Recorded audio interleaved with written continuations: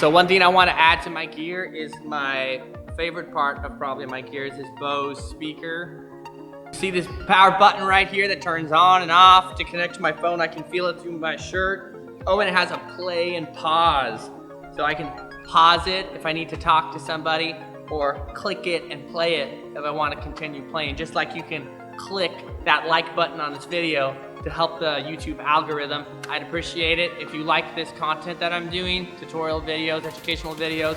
Subscribe down below as well, and follow me on Instagram at Padlo. For all the welders out there, I'm just giving like a little gear check on what I wear. So I got Wolverine boots.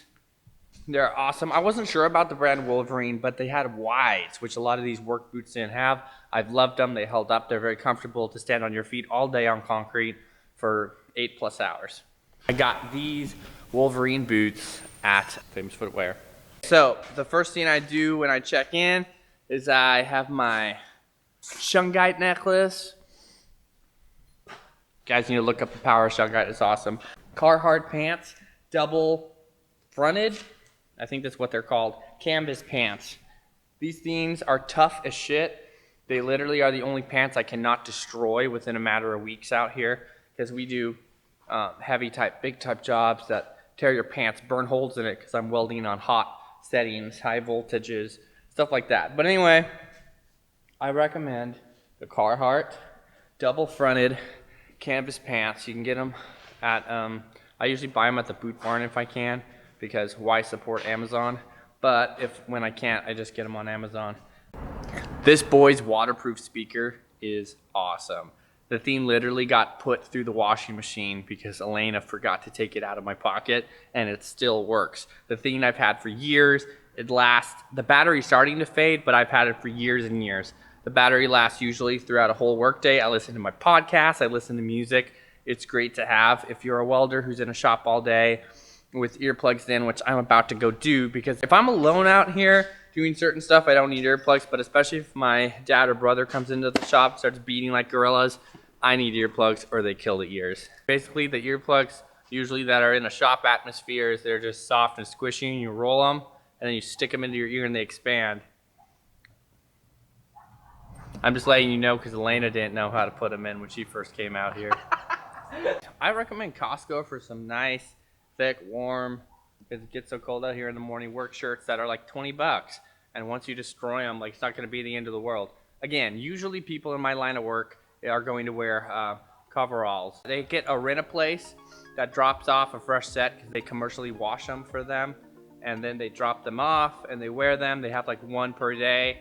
And then at the end of the week, they give them a fresh set, take the old set, wash it, and then they just keep circulating those coveralls to save their clothes.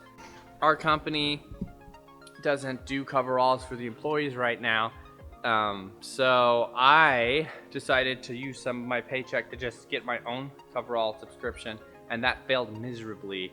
They kept shrinking them, they had the wrong sizes, they'd bring too many or too little. It was a train wreck and it was very expensive, so I just canceled it. I got these double fronted canvas pants from Carhartt, which are awesome, some Costco shirts, and I'm fine for now. So my helmet is pretty slick. I have to say it's the nicest welding helmet I have seen yet in the industry. I know there's nicer, but usually industries, especially guys and businesses, they don't want to spend a lot on their helmet. So I was lucky that my company did. And this helmet they got me is pretty slick. It's a Miller Digital Infinity helmet. So you look at all this helmet vision you have when you're under the hood, so you can really see what you're doing, which is nice. And it's an auto darkening helmet, of course. Who the hell would not have an auto darkening these days? You'd have to be pretty rookie. But anyway, inside you can see that there's different modes. You can click the buttons and you can change the darkness level, the sensitivity rating. Like when I'm TIG welding from far away, I need to put the sensitivity higher so it auto darkens correctly. Whereas if these doors are open and it's really bright in here, I need to turn the sensitivity down, or otherwise it'll kick on and auto darken when I'm just looking at like the sun, the sky, the bright sky, and you don't want that. The original edition of this, the head wear, is what's unique about this helmet. It's super comfortable. It has like a comfort head strap instead of just a regular hat strap. And yes, the helmet does get a bit heavy at the end of the day, but again, it's one of the nicer helmets, so it's really not too big of a deal. I'm not gonna show you welding gloves right now because they're in really bad shape. I just use whatever I have right now. I need new welding gloves.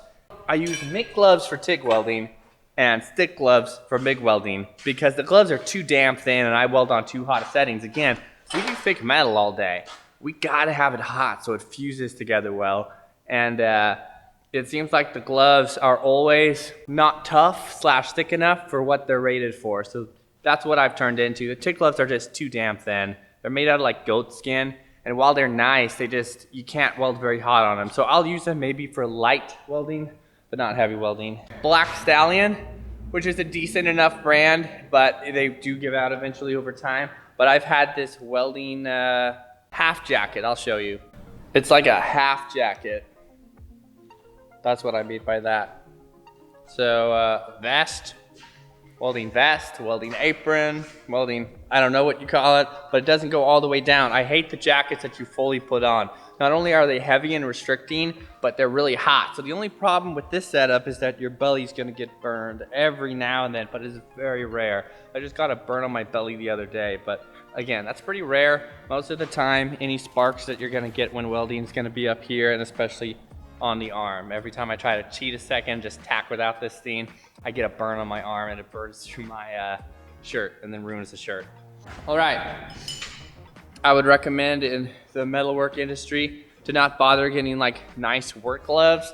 I feel like they all end up, again, for us, they end up burning and tearing and ripping. It doesn't matter like how nice you get them. Honestly, there's a need for tougher gloves in this industry. Anyone who invents that will probably make a lot of money if they keep the price down.